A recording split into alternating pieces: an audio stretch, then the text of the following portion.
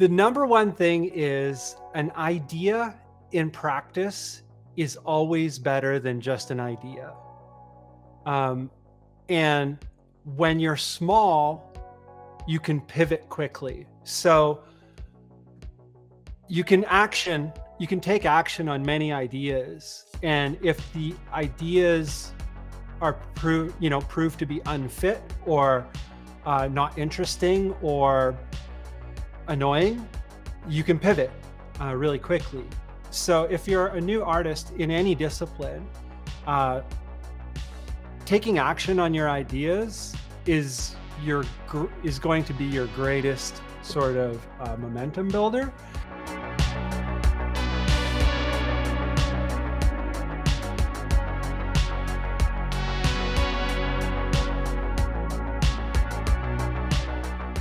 I think for a lot of people like me, it's kind of a mistake, not a mistake, an accident is a better way to describe it. It came about because I was doing this new solo music thing, and which is what I'm still doing, and that I'm sort of starting to tell the story of getting back to with this new YouTube series. But I digress. I had started out with that probably 2014, and I was using baritone guitars to do it all. And some of my friends closer to me, friends and acquaintances who were aware of what I was doing, it was online, but it was minimal. It was a blog. I just had a WordPress site and, was publishing that way and using social media to interact with people. I'd not yet done YouTube. But a lot of the ideas that I was talking about with the baritone guitars, like people are like, these sounds that you're getting, are you using 7-string guitars? All this kind of stuff. How are you doing it? Whatever. It sounds really awesome. I'm like, no, I'm just using 6-string guitars, but they're baritones. And it was interesting to me because they're like, baritones, what are those? I'm like, it's just a guitar, but it's longer. Like a bass is longer. A bass is quite a bit longer than a guitar to go a whole octave lower. Well, if you only want to go halfway as low as a bass, go halfway as long as a bass between a guitar and a bass, and it should work a lot better. It should technically perform a lot better, because one of the problems with the baritone guitars, or with guitars in general, when you tune them down, is the tension is greatly reduced. And in order to compensate, you increase the string gauge, but then the playability of the guitar is compromised. So there's all these compromises and problems that come with it. When you increase the scale length, everything gets easier or better within certain conditions. But we're not going to we don't need to get into that right now.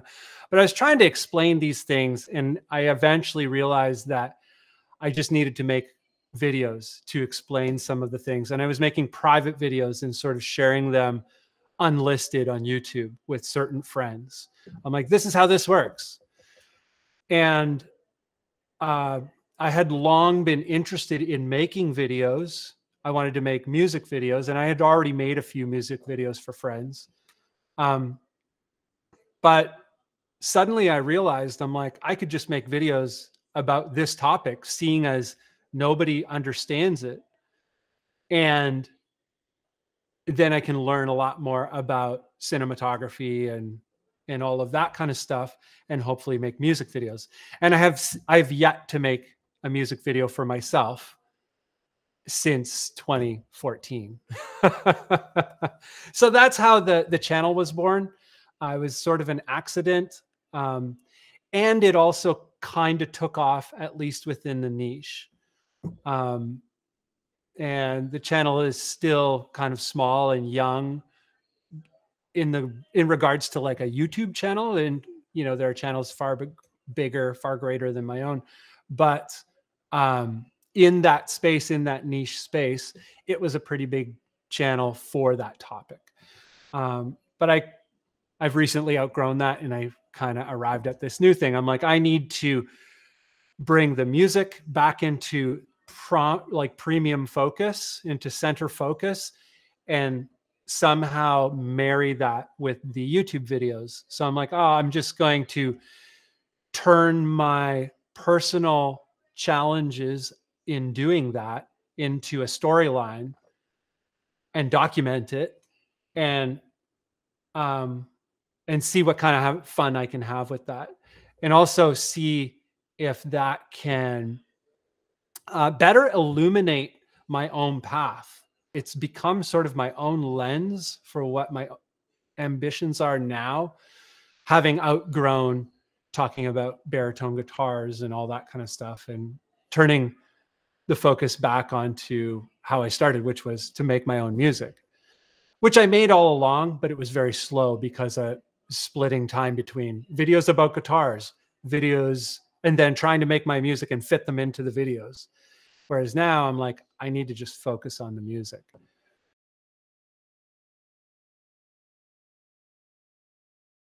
So this is an interesting topic to me because it's only come to my understanding, full understanding recently. But so for those who don't know, I'm ASD, or autistic spectrum disorder, or Asperger's, or I think there's a couple other names for it, high functioning autistic, something like that. So I have that going on, and I found out about that about me when I was 38 years old, and kind of wrestled with that for a bunch of years.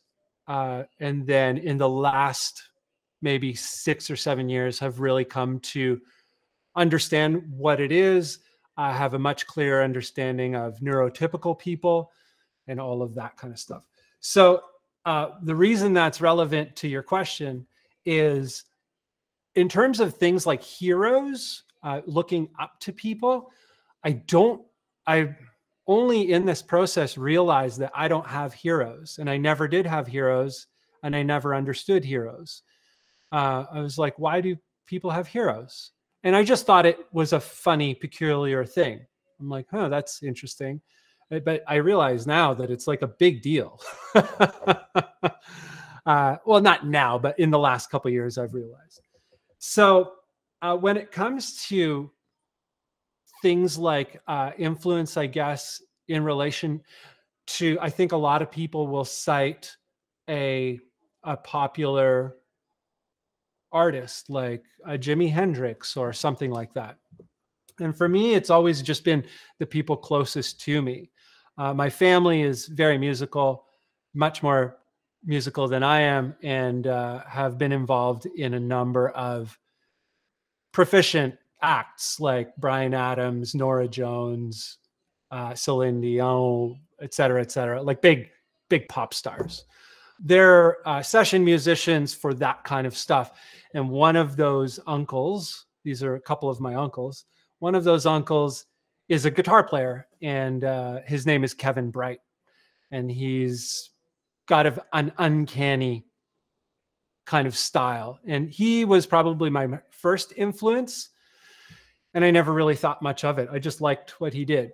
And then all of my friends around me. And I think this is something that influences a lot of people way more than people give it credit for. But your friends and family around you that you came up as a guitar player, as a singer, as a drummer, or whatever, with your community, I think shapes you more than anything. Unless in this new internet age, you grow up with videos and you kind of like run chops against videos and drills and stuff like that. So it might be different now, but if you were born in the 80s or earlier, or even mid 90s or earlier, you probably had a similar experience where your community around you is your biggest influence. So that's been the case for me, and it's difficult to cite many people. Here locally, there's a friend of mine. He's actually my music teacher, my music theory teacher right now. His name is Tyler Palmatier, and he had a band called Mare, M-A-R-E. And Mare was a pretty big recent influence on me. And we used to play shows together and stuff. And I was just really interested in what they were doing artistically and how they went about it. And they were, I don't know, something about them being close just always makes it more meaningful, more, it fills the heart more. I don't really have that feeling with external things like popular, any kind of popular music. There are popular bands that I like, but yeah, I don't have the thing that a lot of people have where they're like, oh, Metallica's great. I'm like, Metallica, has put out some good records, and I like some of them, and that it just ends there for me. But I never knew that was a thing. I just thought that's just how it is. Some people like it. I'm like, oh no, like it's a really big deal, and I just missed it completely.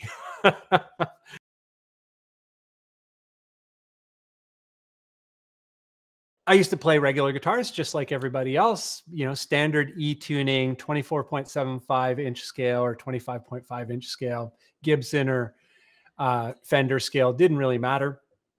Um, and they're great. I have nothing against regular guitars, but playing those guitars was great. But there's a lot of things about music from the 70s that I really liked. A lot of single note lines like Black Sabbath and Led Zeppelin and Deep Purple and all these things. I'm not like a big 70s music fan. It's just like some of the guitar stuff that's happening in a lot of those records, they play all this single note stuff. And I really liked the way that the melody moved around with the single note stuff, and especially within an arrangement of music. But I never liked how thin the guitar sounded. And then I discovered the baritone thing, or just lower tunings. And I was like, now the single notes really kind of come alive. They become giant sounding. And so you can have that kind of movement with all the single note lines, because with chords can be beautiful. And I love chord melody and jazz. When the chord melody that you find in jazz music is beautiful, but chords just don't move the same. They don't have the fluidity. So with the low tune stuff, there's this fluid movement of all the single note lines. You can still grab a certain amount of chords and all that kind of stuff, but the fluidity of the melody is beautiful. And I play this really like brutal, heavy music, but all of my music still has a lot of movement and a lot of melody in it.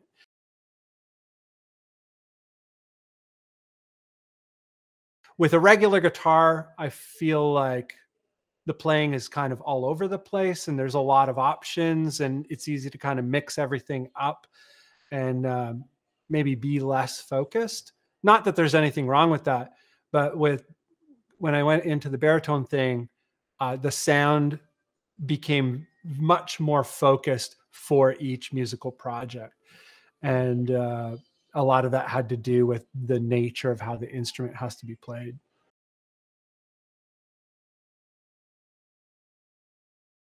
I think about it a lot. I'm very interested in philosophy, technology, physics, the future, and the past. So the short answer is all of it. So AI-driven pop songs, there's a really good chance that top 40 radio, there won't be radio in the future, or maybe there will be, but top 40 charts, good chance majority of that is going to be AI driven, without a doubt. But I think that the future is Gotham City, is Dune, is Star Wars. And the consistent theme across all three of those film franchise series is the future and the past are all rolled up into one. We'll see how they have these incredible technologies in these films, but they're dressed like Vikings, and they live in caves, but they're high-tech caves, whatever the case may be. Just maybe a terrible example, but an example nonetheless. So the future is Gotham City, where there is much of the past that is incredibly valuable. In fact, probably escalates in value as we get further into the future. because fewer and fewer people will be able to do such things as AI sort of takes over various aspects of, our experience of entertainment and whatnot. And maybe there will be a divide between entertainment and culture. Currently, we still live in a world where entertainment is a component of culture. Whereas maybe in the future, entertainment will be more of a serving of technology, an immersion of technology, uh, and culture will be a human experience, and probably very valuable. Um, it's hard to say, but I see some kind of coalescing of all things.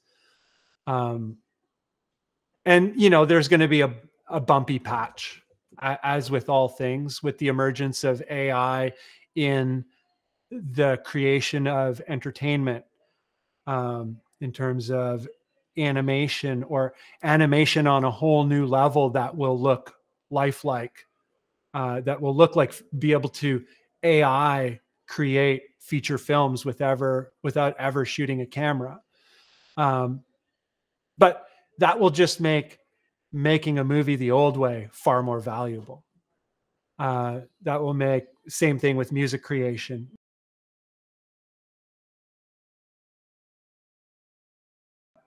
I heard some where they took a whole bunch, whoever did the experiment, they fed the algorithm a whole bunch of death metal, very extreme metal. And what the algorithm spit out was actually like really maybe some of the more interesting death metal that I've ever heard. And maybe where it was the most interesting is where it kind of got a bunch of stuff wrong, where it did, you could tell that the algorithm just didn't really know what it was doing. It was just comparing a whole bunch of things and trying to make something out of the comparisons. And some of the things it misinterpreted, but it did, and got it wrong, but those were the most interesting things. And that's an interesting thing to observe as a conscious being, and to take note of, because maybe that's the truth with all art, with all interpretations of expression. Like, how much of the things that we get wrong, that maybe we throw away or don't consider in the moment, are in fact the right things.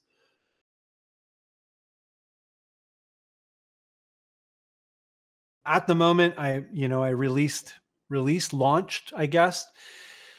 It's weird to think about, but I started doing this YouTube series where I'm about to turn 50 years old on the 21st of January.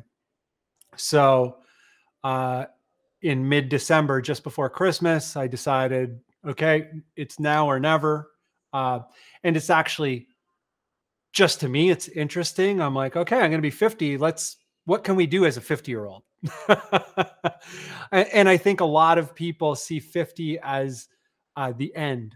And for me, I'm like, 50 looks like an interesting beginning. Who knows?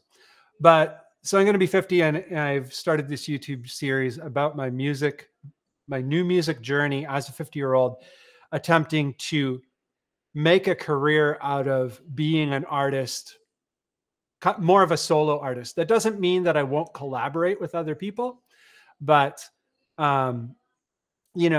just taking care of everything myself, making sure that records are getting done and getting out, singles are getting done and getting out, and that the activity level is that of a professional musician, just meaning a daily practice with a consistent output on a regular schedule. So that's the whole path forward. For 2022 specifically, it's to make that a reality, and then build a business around all of that as I go, and try to ask the right questions and answer them in, philosophically and in action. And yeah, try and build a business around it. It's not even try. I will build a business around it. I just can't tell you at this point if it will be a business that will pay my bills. The evidence currently is pointing to it is very possible. So I'm not going into this blindly, I guess. I've been doing enough with music the last 6 years, 7 years that I'm like, oh, okay, there's proof that it can work. It just has to scale up. And I'm not, that's the difficulty. Can I scale it? Not sure. It doesn't depend on me. It depends on listeners and connecting with listeners, but we'll see. But yeah, it doesn't go, the plan doesn't go beyond 2022. Basically, we get to the end of 2022 and we assess and then make a new plan. I'm not doing this 5-year plan kind of stuff anymore. Not at 50. No way.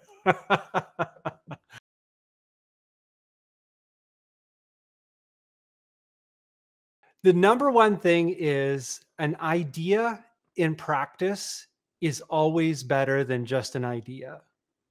And when you're small, you can pivot quickly. So you can take action on many ideas. And if the ideas are proved to be unfit or not interesting or annoying, you can pivot really quickly.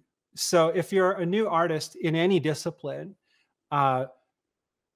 taking action on your ideas is going to be your greatest sort of momentum builder and your greatest foot forward. I think an important consideration, like when thinking about that approach, a lot of people, including myself in the past, we resort to sort of the fear of not being ready and the fear of, well, I have to do my best work.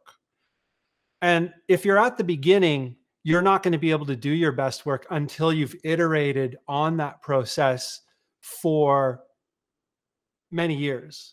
And there is a benefit to kind of making yourself public, just making the music, always doing your best, always questioning back. It's like, okay, did I cover off on all of the things that I can cover off on as an artist in this process that is within my capacity and my capabilities at this moment?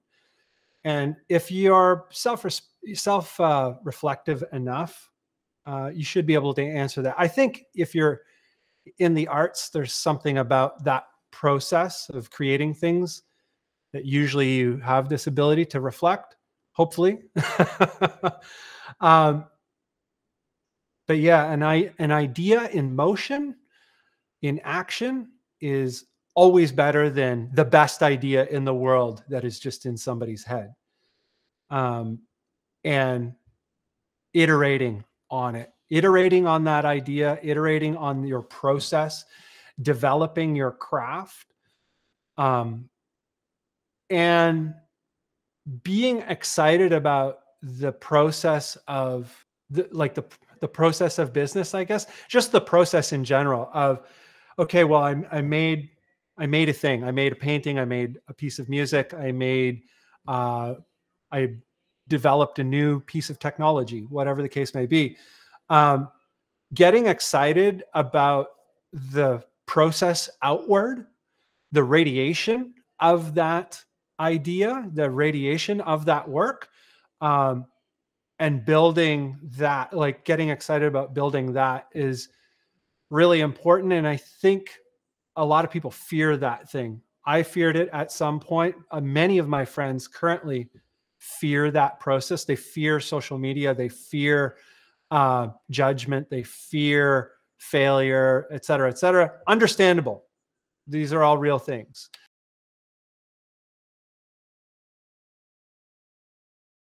Part that gets missed all the time is, just like a business, well, this is a business, but just like a business, you can build a business. A business is a creative thing. You can build it any way you want to. You can also pivot at any time. It gets harder and harder to pivot as you scale. The greater you scale, the more difficult a pivot is. For anyone who doesn't know what a pivot is, it just means change, to change course. But yeah, the fact that you can do it any way you want, you can do business any way you want, you can do marketing any way you want. So try and find ways to do business that are exciting and fun and creative. The best businesses are fun and creative, or maybe not fun, but usually very creative.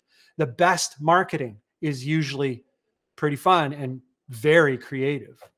The pretty much the best in every category is usually very creative. So if your interest is in creating an art, in music, in painting, in whatever, in creating technology, take that process that you're excited about, that you put right into the thing itself, and try and find a place for that creative energy in the radiation process, in the moving out from the product to the potential consumer, the potential listener, the potential viewer, the potential user. Because those are the things that, like, your personality, your creative process in the marketing, in the business, are often the thing that closes the gap between potential listener to listener. The thing about music that's really interesting in terms of business and marketing is, in order for a person to close the gap, they have to listen to it. You know, with video, they can see a still frame, or they can see like a roll, you can roll over and have like a few frames roll. With a product, you can see the product. You can even see the product maybe moving in a store or in a video, whatever. You have to click to see the video. But with a lot of things, with a painting, you can just see it right away. But with music, it's an interesting one. It's so incredibly important in the fabric of our society and culture, but you have to hear it. And so the conversion process for music is really interesting and tricky, because potential listener to listener is a huge gap, because getting a person to press play can be really tricky. It doesn't work the same as, it works similar to, say, a YouTube thumbnail and a title, but we read an album cover and an album title very differently. You know, there's a lot more emotion and history that we apply to our past experiences, that we apply to new potential listening.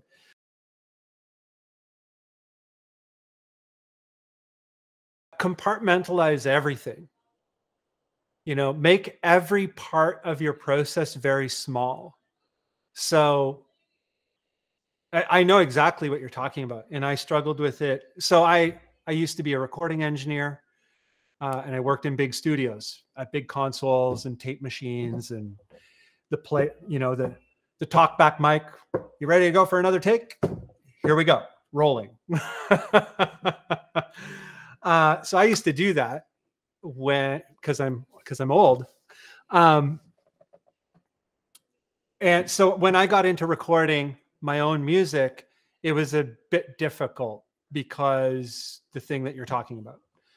And I realized that if I made everything really small, so if I'm writing, when I'm writing music, not very much matters other than the pouring out of ideas. So I will record, I'll sit at the desk and I'll use the same workstation that I produce my albums on. But all it is just essentially a notepad where I'm just making sure that I record the ideas. It's usually set up with a click, and if I happen across something that I'm like, oh, I can go further with this and get the ball rolling, great, I'm ready to do it. But my thinking isn't anywhere past like, I need some riffs.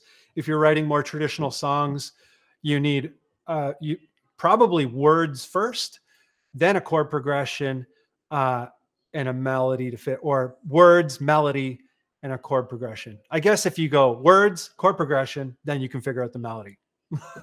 I don't write vocal music typically, but it's very simple. And I think when you compartmentalize it and make it really small, it's really easy to take action on. One of the biggest mistakes, I think, with music artists now, because there's so much to know, there's so much to do, especially if you don't want to wait for studio time. You don't want to wait for other band members. You don't want to wait for a record label. You don't want to wait for anything. You're like, I'm an artist. I want to make art now. Well, there's a lot to concern yourself with. And then we get overwhelmed with this idea of like, well, I don't know this about that. Well, the thing you don't know about is 10 steps down the line. And it doesn't matter right now. What matters right now is, do I have, if I'm writing songs, do I have some words? And do I have a chord progression so that I can close the gap between those things with a melody? And I don't know if that's a good or a crude example. I'm not sure. But I think it still illustrates the idea that to get actionable, like get in action with art, it should be very visceral. And I think your best ideas are going to come in that sort of visceral moment, and very small. The smaller you make your space to move in, the easier it is to move. Because there are very, very few moves that you have to concern yourself with, very few moves that you have to make. So don't worry about the next step until there is a next step to take. And when you compartmentalize things, you can, more clearly and aptly prepare yourself for what the work that is necessary to do.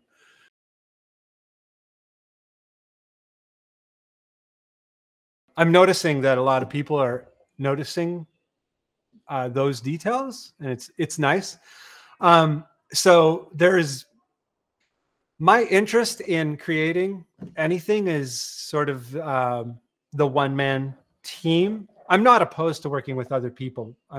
By the way, some people think I'm this tyrant. I like people. I'm impatient. I want to do things today, now. But I do everything myself, and I'm just into that, full stack creative concept. Like I have a background in graphic design.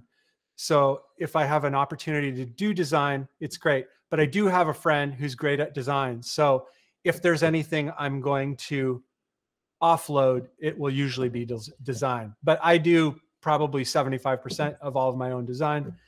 And I do all the filming, all the editing, all the music recording, all the writing, producing, everything. Only because I get a buzz out of it.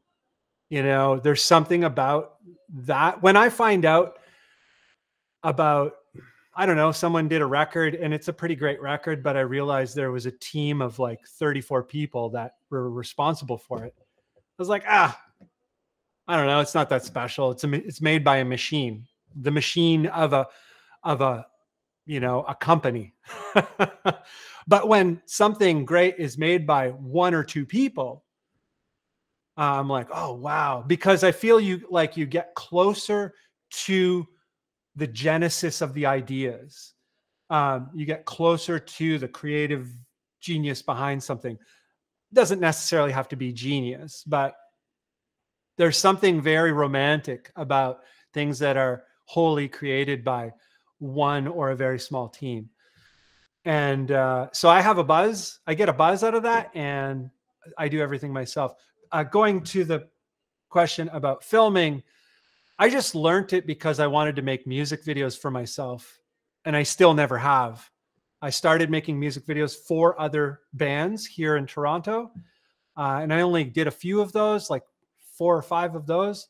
And then I ended up doing YouTube videos, and in the YouTube thing, that's where I learned about the process. And I also learned that the gear is not that important. Like, having some gear is very important, but I use cameras that are 12 years old. That my camera you could buy right now for $150. My lenses are $100 or less, brand new.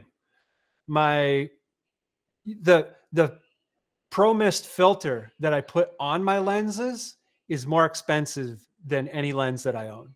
So, and I'm not boasting. I'm just trying to kind of get to the point where I think a lot of people wait. I've done this. I'm sure you've done this. I'm sure everyone we know has done this. It's like, well, I can't do the thing until I get the thing. And then I can do the thing. I'm like, what can you make with the thing that you have right now? And how far can you push it? And I got really interested in that idea. And that's what I've been doing with the video thing. And I'm surprised when people are like, oh, the production is so good. I'm like, I'm using old and broken things. My lights are very makeshift, all of this. But I've spent a lot of time figuring out what are the details that make the difference, and not the things. I don't care about the things. I'm like, what is the process of using things that makes the difference? And I just got really interested in that idea, and I think it has helped a lot. I can't stress it enough because I see a lot of people get lost in waiting to get the guitar that is better than the guitar that they have. I'm like, you can make music with the guitar you have. So that's my answer.